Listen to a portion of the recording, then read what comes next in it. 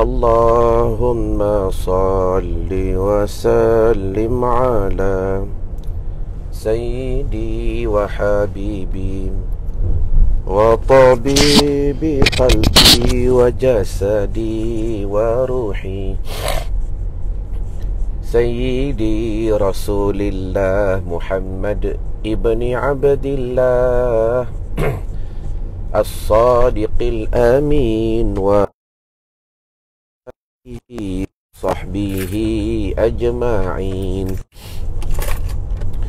Allahumma salli wa sallim ala sayyidi wa habibi wa tabibi qalbi wa jasadi wa ruhi Sayyidi Rasulillah Muhammad ibni Abdillah As-Sadiqil Amin wa ala alihi wa sahbihi ajma'in. Allahumma salli ala sayyidina wa barik wa sallim. Allahumma antalaha, ya Allah kaulah baginya segala perkara, ya Allah kaulah baginya segala masalah, ya Allah kaulah baginya segala qada dan qadar. Walau azumat, sekalipun sukar ia payah, farrijha, engkau mudahkan ia ya Allah, bifadli, dengan kemuliaan. Bismillah warahmatullahi ta'ala wabarakatuh.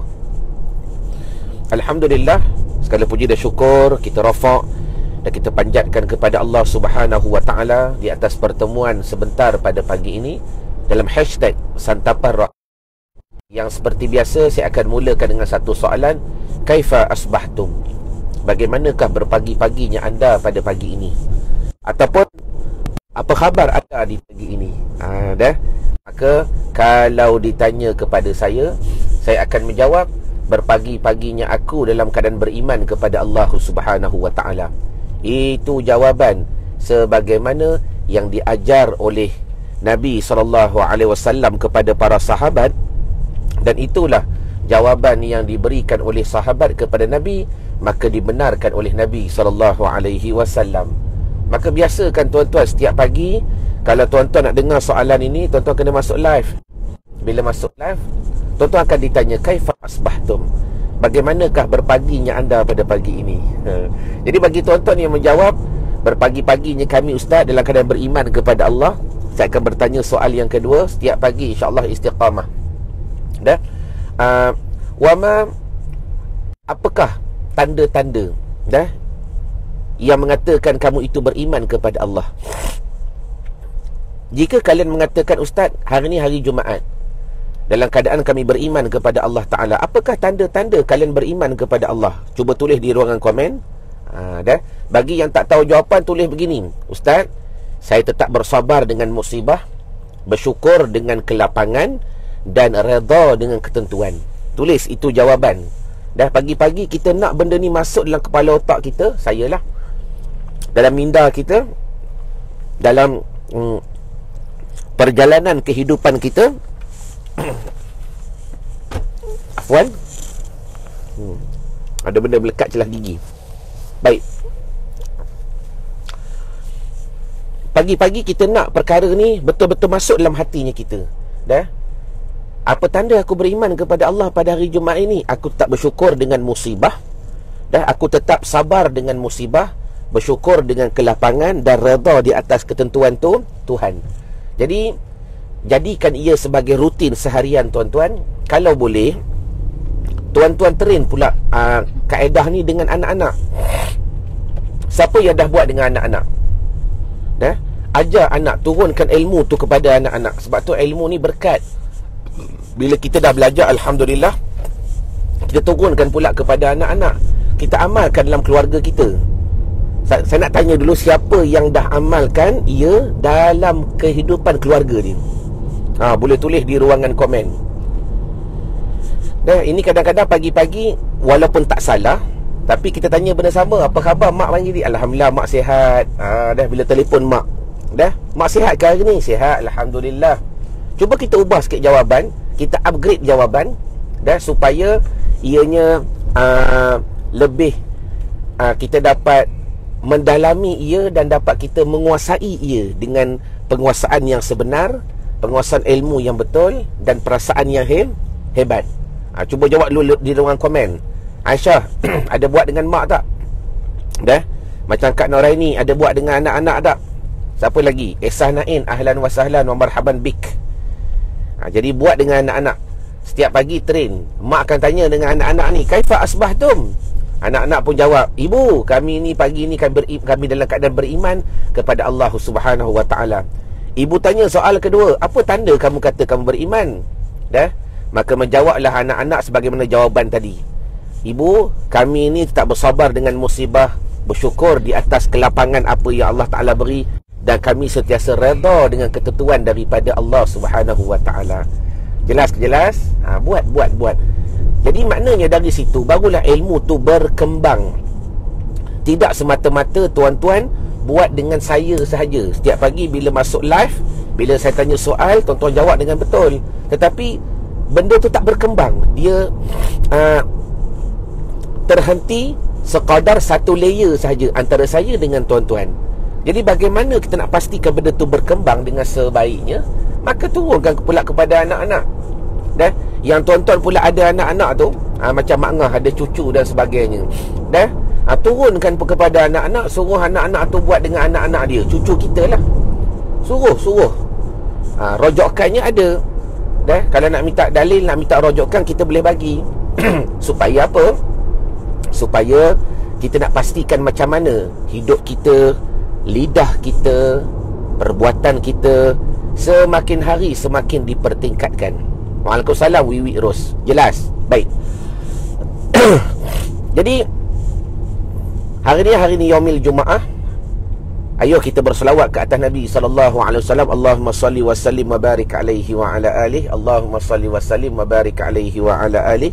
Mudahan dengan keberkatan Jumaat pada pagi ini tuan-tuan, Allah Ta'ala terus memberikan kepada kita rahmat, kebaikan, ketaatan, amalan yang banyak, yang tak dapat tidak semuanya menjadi asbab kepada satu pertemuan yang benar, iaitu pertemuan kepada Allah Jalla wa'ala. Suara saya tak jelas ke? Ada yang kata suara saya tak jelas. Yang lain, adakah kalian mendengar suara saya dengan jelas? Tolong jawab sekejap di ruangan komen sebelum kita nak sambung bersembang pada pagi ini.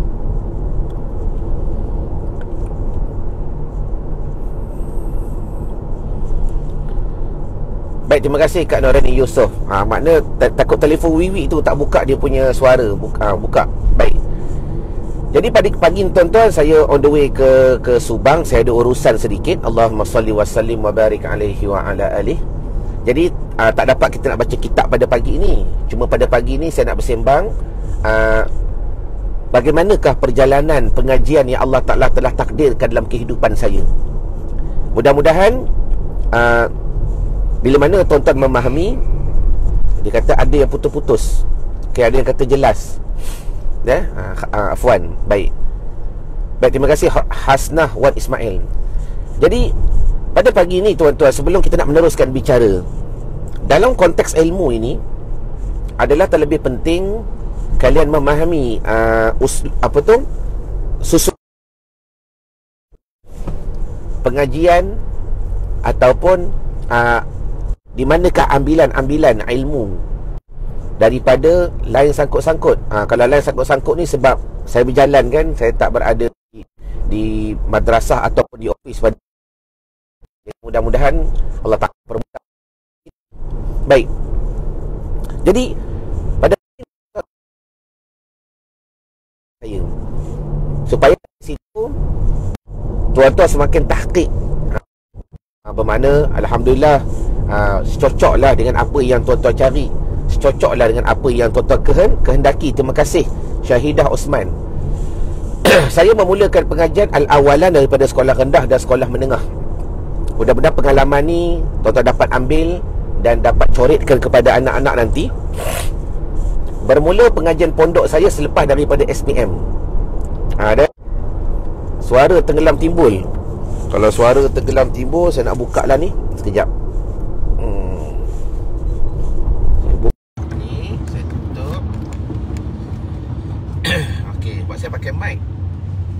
sebab lain kot. Tak apa, saya tutup dulu. Baik. Mudah-mudahan suara semakin jelas. Jadi pengajian saya, kalau ikutkan pengajian betul-betul daripada sekolah rendah lah. Saya ni banyak duduk merata tuan-tuan, dibesarkan di kampung. Darjah 1 saya duduk di Melaka dengan nenek. Darjah 2 saya darjah 2, darjah 3 dah. Darjah 1 saya duduk dengan nenek. Lepas tu saya berpindah pula ke Ipoh. Di Ipoh saya sekolah rendah dan menengah sampai tingkatan 3 di Pasir Putih. Pasir Putih. Amin ukhti. Allahumma salli ala sayyidina Muhammad. Pasir Putih, Seri Kinta. Kemudian tingkatan 4, tingkatan 5 saya menyambungkan pengajian balik di sekolah menengah di Kelana Jaya. Waktu tu mak ayah duduk Kelana Jaya. Bergegar pula suara.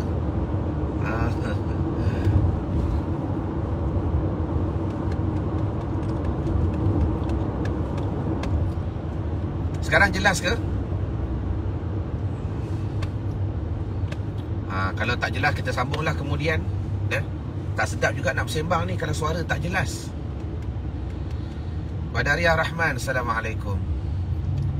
Merantau ustaz, bersekolah, banyak pengalaman. Tak juga sebab dulu kita orang susah kan. Jadi mak ayah bekerja. Dia nak pastikan anak-anak ni dapat didikan yang baik. Jadi kami dibesarkan di kampung. Kami dibesarkan di kampung. Daripada kecil saya memang dibesarkan di kampung tuan-tuan. Duduk dengan nenek. Bila saya duduk di Ipoh, nenek saya ni Hafizah Quran. Jadi kami ni alhamdulillah dididik dengan Quran daripada kecil lagi. Dan dari situlah penerapan agama tu bermula daripada kampung. Macam dekat ke sikit. Dekat kan dah? Baik. Nak kata lain okey tak okey sebab tengah berjalan kan. Baik. Allahumma salli wa sallim wa barik alaih.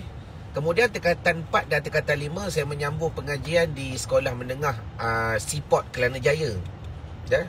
Sekolah menengah Seaport Kelana Jaya. Habis sekolah menengah Seaport Kelana Jaya, habis je sekolah menengah tuan-tuan, lepas SPM saja saya duduk rumah 2 minggu. Duduk di rumah 2 minggu. Kemudian saya terus minta dengan mak nak masuk pondok. Pondok. Maka waktu tu mencari, tak tahu nak masuk pondok mana. Sebab kita memang tak pernah ada pengalaman family, keluarga belajar di pondok tuan-tuan. Last kali cari. Waktu tu saya tak ingat macam mana saya boleh jumpa Pondok Seliau ni. Memang saya tak ingat macam mana saya boleh jumpa Pondok Seliau. Nak kata tanya kawan, wallahu a'lam. Sebab untuk pengetahuan tuan-tuan, memori saya ni ada. Sebab waktu belajar di Seliau dulu saya pernah aksiden naik motor. Bila pernah aksiden naik motor tuan-tuan, kepala saya terhentak dekat helmet. Kemudian saya duduk ICU tak silap 2 hari tak sedar. Dari situ banyak memori saya lost. Alhamdulillah ada kebaikan yang Allah Ta'ala nak berikan itu. Jadi saya tak ingat macam mana mula-mula saya boleh dapat maklumat berkenaan pondok Tuan Guru Haji Ali. Habis SPM saya duduk di rumah 2 minggu. Lepas tu saya terus kata dengan mak nak masuk pondok. Maka saya mulakan pengajian pondok saya pada tahun 1997. Jadi masa masuk tu kita dah masuk ujung tahun lah. Sebab nak habiskan bulan 12 kan. Lepas tu pengajian tak ada. Start 1998 dan 1999 masuk tahun 1. 1999 saya masuk tahun 2. Kemudian almarhum Tuan Guru Haji Ali meninggal. Nak cerita meninggal ni tuan-tuan, di sini saya nak sembang sikit beberapa ilmu yang best untuk tuan-tuan belajar pada pagi ini. Dan dengar pun kadang-kadang seronok dah. Waktu belajar dengan almarhum Tuan Guru Haji Ali, Tuan Guru Haji Ali ni banyak karamah-karamah yang Allah Ta'ala zahirkan kepada beliau. Antaranya apa? Boleh tulis di ruangan komen. Allah Ta'ala menzahirkan kepada beliau perasaan kepada kematian. Di sinilah betapa berkatnya tarikat Ahmadiyah Idrisiyah. Dah. Sebab tu bagi tuan-tuan yang masih lagi tak ada amalan yang khusus, yang tak ada zikir yang khusus, yang tak ada torik yang khusus, walaupun torik Al-Quran, carilah tuan-tuan, dapatkan sanad, dapatkan ijazah, dapatkan khususiyah, supaya bila kita beramal itu kualitinya, manfaatnya dan kesannya lebih besar daripada kita beramal tanpa guru, tanpa mursyid, berbeza. Sebab tu bagi kalian yang pernah beramal dengan tarik, contoh arwah Tuan Guru Haji Ali ni beramal dengan tarekat Ahmadiyah Idrisiyah. Satu benda yang saya nampak secara live ialah beliau ni Allah Ta'ala beri perasaan kepada kematian. Saya boleh cerita tuan-tuan, 5 bulan, 3 bulan, seminggu sebelum meninggal, 5 bulan, 3 bulan, 10 hari sebelum meninggal. Dah? Yang 5 bulan tu, waktu tu pada bulan Januari, saya dah masuk kelas kedua. Bila masuk kelas kedua, saya punya kursi saya punya meja saya, kami duduk di bawah, tapi meja bawah lah. Saya punya meja, tempat duduk saya memang betul-betul depan arwah Tuan Guru Haji Ali. Bermakna, ni meja Tok Guru, ni lah meja saya. Saya memang duduk depan sekali. Sebab saya ni bengap, saya ni bodoh. Kalau duduk belakang tidur. Saya paksa diri saya untuk duduk di hadapan. Memang tempat saya depan sekali tuan-tuan. 5 bulan sebelum dia meninggal, waktu tu adalah 2-3 orang datang nak mendaftar, nak daftar pelajar baru waktu bulan Januari. Saya ingat lagi, tuan kata depan saya ni, waktu tu orang datang ziarah nak hantar anak. Tuan kata apa? Anak-anak ni hantar tempat lain lah. Saya dah lotih dah ni. Cukup dah 100 orang ni. Cukup dah. Dah. Dia kata anak-anak ni hantar tempat lain. Dah. Esei pun tak lama dah dipanggil esei. Esei ni saya lah. Esei pun tak lama dah. Ni anak-anak ni hantarlah mengaji tempat lain. InsyaAllah ada lagi pondok. Ada lagi pondok-pondok tempat mengaji. Jadi pada start bulan Januari tu, kalau ikut sebelum ni tuan ambil je budak. Tapi tahun tu tak. Dah. Cukup 100 orang.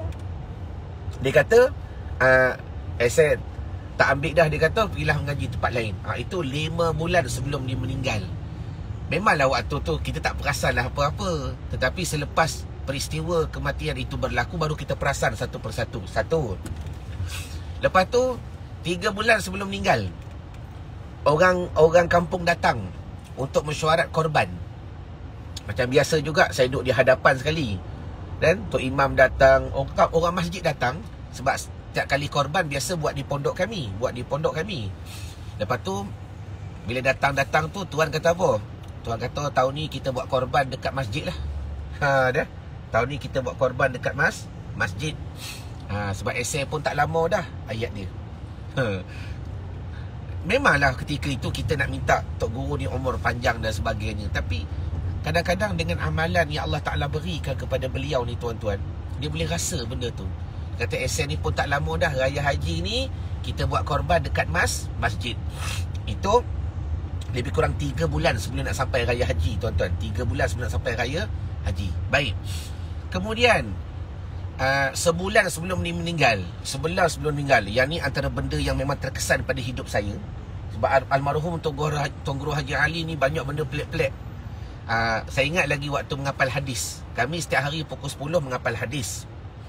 Sehari kena menghafal 10 hadis.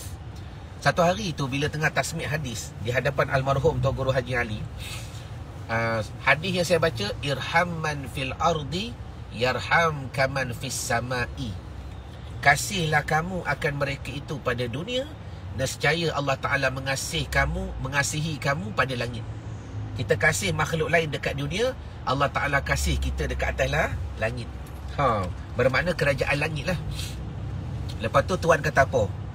Kuala Lumpur. Dipanggil Kuala Lumpur. Sebab tahun pertama kadang-kadang Tuan Guru tak hafal lagi nama, dia panggil tempat. Somut jangan dibakar. Tuan-tuan, somut jangan dibakar. Waktu zaman saya mengaji tu, waktu tu Tuan Guru Haji Ali ni tak boleh berjalan dah, dia pakai wheelchair. Tak berjalan dah, dia pakai wheelchair. Kan? Hari-hari mengajar, ada khadam dia buat dia wheelchair sampai ke surau. Balik pun macam tu.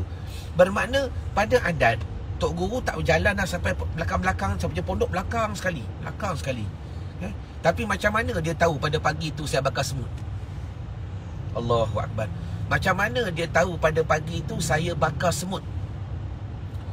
Padahal dia tak berjalan. Kita boleh perasan lah kalau orang datang. Sebab saya punya pondok ni boleh nampak orang datang kan, belakang hujung sekali. Dia kata, Kuala Lumpur, somut jangan dibakar. Somut lagi banyak, insyaAllah rezeki banyak. Dah banyak rezeki makin banyak. Sejak daripada itu tuan-tuan, sebab waktu tu kan kita budak lagi, baru kita nampak karomah arwah Tuan Guru Haji Ali. Jadi maknanya itu bukan satu, banyak lagi kisah-kisah yang kalau boleh saya sampaikan. Baik, sambung cerita tadi. Sebulan sebelum Tuan Guru Haji Ali meninggal, suatu hari kami sedang tasmik bacaan Nahwu Sorof, tengah tasmik. Habis tasmik, lepas tu belajar kitab. Lepas tu tuan panggil seorang budak, kau mari sini, kan tuan nak tengok kitab. Kami ni tuan-tuan waktu mengaji pondok dulu, Tuan Guru Haji Ali ni cukup pantang kitab tu berdobit. Dobit ni apa dia? Tulis makna. Tuan Guru Haji Ali ni prinsip pengajian dia pantang. Bila kita belajar bahasa Arab, makna tu kena hafal. Jadi bila tuan panggil seorang budak, dia tengok buku tu penuh contin dengan makna. Tuan koyak buku tu, dia baling. Dia backhand sikit. Sebab prinsip dia kita kena ikut. Kalau tidak memang langgar adab lah. Dia koyak kitab tu, dia baling. Dia kata nanti potang, nanti poli kitab balik. Dia tak kisah, dia koyak je, supri pula. Lepas tu dia buka kepiah dia. Dia letak tepi. Dia sapu. Saya duduk depan sekali. Dia kata, ya Allah, ya Tuhanku, tak usah tarik lagi, ya Allah, aku nak berhabis hadis sikit je lagi. Waktu tu kita tak faham apa lah. Tapi saya ingat lagi ayat dia. Dia kata, ya Allah, ya Tuhanku, jangan tarik lagi, ya Allah, aku nak habiskan sikit je lagi ni. Kalam ni keluar bila? Sebulan sebelum dia meninggal. Ya Allah, tak usah tarik lagi, ya Allah, aku nak berhabis sikit je ni. Itu sebulan sebelum dia meninggal. Baik. Kemudian seminggu pula, ataupun lebih kurang 10 hari sebelum dia meninggal, 10 hari. Maka bila nak sampai Raya Haji tuan-tuan, sebab almarhum Tuan Guru Haji Ali ni meninggal Raya Haji yang ke-5. Maka 5 hari sebelum Raya Haji, Tuan Guru Haji Ali panggil semua nak umumkan pengumuman cuti. Tuan kata apa? Tahun ni kita cuti Raya Haji 10 hari, 5 hari sebelum Raya dan 5 hari selepas Raya. Dah? Esen nak 5 hari sebelum Raya, 10 hari, 5 hari lepas Raya. Esen nak Raya hari ke-5 tu semua balik ayat dia. Dah? Esen nak Raya Haji ke-5 tu semua balik ayat dia tuan-tuan. Allahumma salli ala Muhammad wa alaikum salam Syahzan. Maka benarlah takdir Allah Ta'ala yang Tuhan beri firasat kepada beliau. Dia kembali ke rahmatullah pada Raya Haji yang ke-5. Memang semua balik tuan-tuan. Anak-anak pelajar-pelajar yang lama, pelajar-pelajar daripada luar negara, semua balik. Memang kalam dia tu bertepatan lah dengan apa yang Allah Ta'ala takdirkan. Raya Haji ke-5, esen nak semua balik. Allahumma salli ala Sayyidina wa Maulana Muhammad. Jadi waktu kematiannya beliau, dekat pondok tu ada lebih kurang dalam 6-7-8 orang sahaja. 6-7-8 orang. Waalaikumsalam Siti Fatimah. Dan saya dengar satu kisah daripada Awe. Awe ni antara pelajar Kelantan yang tak balik sebab dia khidmat dengan Tok Guru kan. Dia cerita waktu malam tu pukul 12, ketika Allah Ta'ala nak tarik nyawa beliau, dia sempat panggil pelajar. Dan dia kata, dipanggil mana-mana pelajar yang ada tu, dipanggil. Maka Awe ni panggil lah. Tak silap yang sempat tengok sakarat waktu kematian almarhum Tuan Guru Haji Ali ni, saya rasa dalam 6-7 orang, kata Awe. Awe ni pelajar Kelantan lah, dia tak balik. Maka pukul 12 tu, 12 tengah malam, dia panggil pelajar mana-mana yang tak tidur tuan-tuan. Allahumma salli ala Sayyidina Muhammad. Lepas tu dia kata, esen nak pergi dah ni, esen nak pergi dah ni, kata dia. Esen nak pergi dah ni, esen nak pergi dah ni. Lepas tu mulut dia terkumak kami berzikir, terkumak kami berzikir, terkumak kami berzikir. 12.30 dia kembali ke rahmatullah, dia kembali kepada hadrat Allah Subhanahu wa ta'ala. Jadi artinya apa tuan-tuan? Moral of the story yang kita boleh ambil daripada perkara-perkara ini, tuan-tuan, pertama, saya seseorang yang duduk di hadapan Tuan Guru Haji Ali, menyaksikan dengan jelas lagi nyata penyaksian yang nyata tentang apa yang diberikan oleh beliau. Itu poin yang pertama. Poin yang kedua, pasti ada amalan, pasti. Maka seseorang itu takkan diberikan dengan kekosongan. Seseorang itu takkan diberikan dengan perasaan yang tak betul-betul mencapai kepada perasaan yang sebenar kalau dia tak ada amalan, kalau dia tak ada bekalan, dan kalaulah dia tak ada pengisian dalam jiwa dan rohani dia. Sebab tu saya ingat lagi, dia pesan dengan saya. Dia kata, "Wan, kau jangan tinggalkan ni kaedah nahwu sorab ni. Besok kau tengok macam mana orang tabik kau macam ni, macam ni." Dia ingat lagi, saya ingat lagi pesanan dia. Lepas tu dia pesan dengan saya, buka pondok, bukalah walaupun pondok alif bata, jangan tinggalkan zikir kepada Allah Subhanahu wa ta'ala. Jadi bermakna dengan amalan tariqah Ahmadiyah Idrisiyah yang diamanahkan kepada saya, alhamdulillah sampai sekarang ni tuan-tuan, saya dah buka pondok hampir 8 tahun. Antara amalan yang kami khususkan kepada pelajar-pelajar di pondok lepas subuh, lepas zuhur, lepas asar, lepas maghrib, lepas isyak adalah amalan tariqatu Ahmadiyah Idrisiyah. Zikir Ahmadiyah.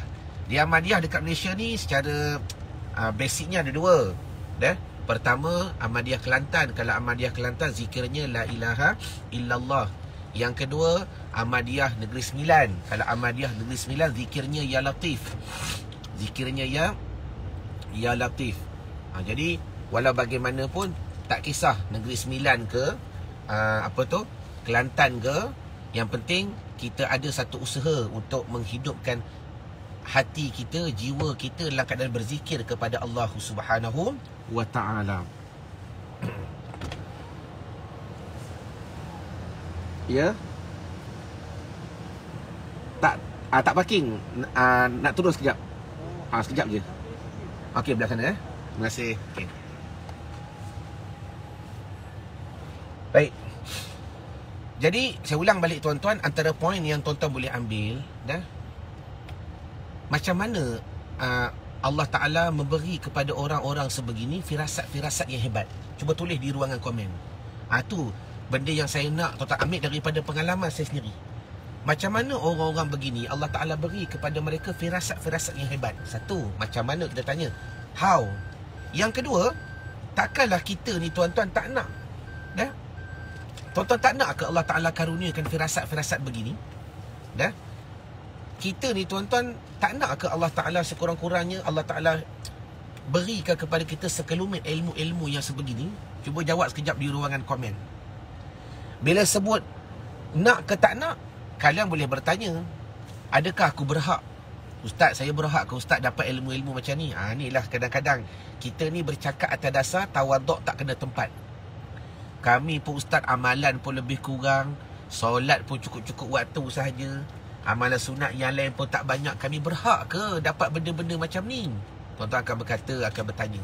Tuan-tuan, itu hak Allah. Ilmu ni hak Allah, rahsia ni hak Allah, karamah ni hak Allah, kelebihan ni hak Allah. Yang paling penting sejauh mana kita betul-betul berkehendak mendekatkan diri kepadanya. Terima kasih Ahmad Saad. Dan benda ini benda yang pasti, suatu anugerah yang Allah Ta'ala boleh beri kepada siapa. Cuma apa yang saya nak cerita pada pagi ini dengan apa yang Allah Ta'ala rezekikan kepada saya, mudah-mudahan menjadi asbab untuk saya cerita kepada orang lain, supaya tuan-tuan ada satu pengharapan, cita-cita pada hati untuk kita mencapai kepada peningkatan yang lebih baik, kehidupan yang lebih baik, firasat yang lebih baik, supaya bagaimana kita merasa kehidupan kita indah bersama dengan Allah Subhanahu wa ta'ala. Okey? Jadi saya rasa madai dahulu pertemuan kita pada pagi ini. Panjang lagi cerita bab mengaji ni tuan-tuan. Ni baru episod pertama ni. Nanti ada masa lagi saya cerita pengalaman saya waktu mengaji di pondok dahulu, supaya kita mengambil sikit pengalaman, saya pun mengambil sikit keinsafan dan bersyukur di atas apa yang Allah Ta'ala takdirkan untuk kita bersama-sama dalam satu circle membina kejayaan di dunia dan kejayaan di akhirat. Okey? Jadi saya rasa madai dahulu pertemuan kita pada pagi ini. Mana yang baik itu datang daripada Allah, yang tak baik itu pasti datang daripada kekurangan saya sendiri. Ma'assalamah wa liqa. Assalamualaikum warahmatullahi wabarakatuh. Wallahu a'lam.